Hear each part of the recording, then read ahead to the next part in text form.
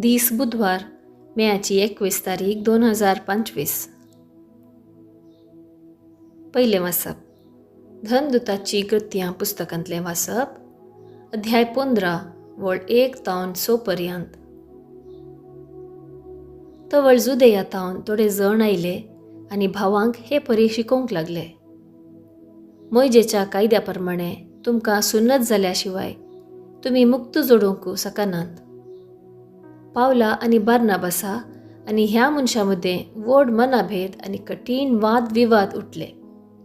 देखून पावलान आनी बार्नाबासान आनी अंत्योकाच्या हेर थोड्या प्रतिनिधींनी वचून जेरुसलेमांत आशिल्ल्या धर्मदूता आनी मालगाड्या मुखार हे सवाल घाली जाय म्हणून निर्णय केलो. अशें थंयचे पवित्र सभेन तांकां पाटयल्ल्या उपरांत ते फेनिसिया आनी सामारियांतल्यान उतरून गेले.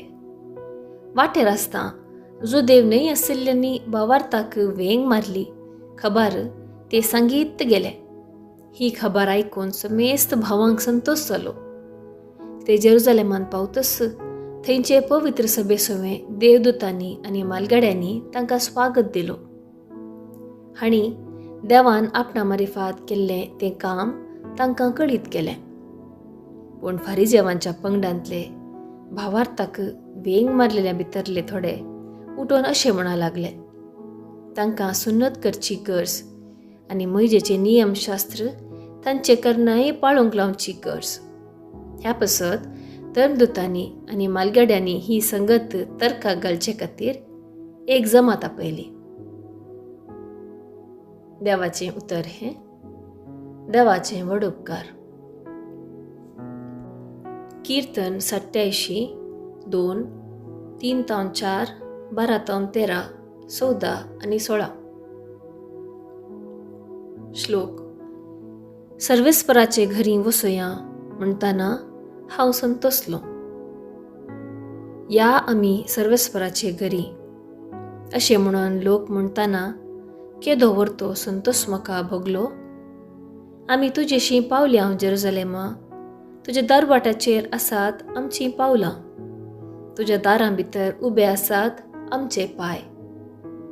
श्लोक. सर्वेस्पराचे घरी वसोया म्हणटाना हांव संतोसलो.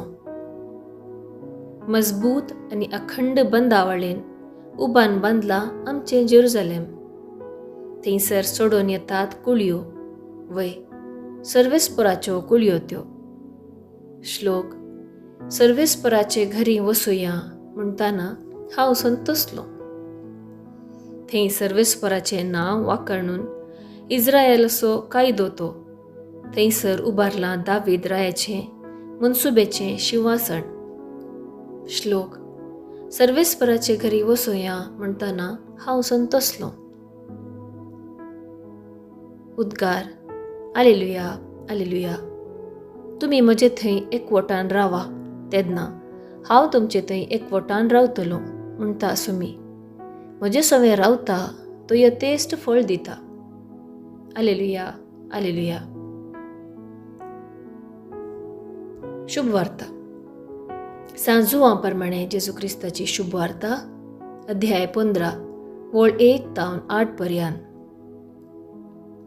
त्यावेळी जेजू आपल्या शिसा लागीं म्हणालो, हांव खरी दाखवाल आनी म्हजो बाप तोटा माली.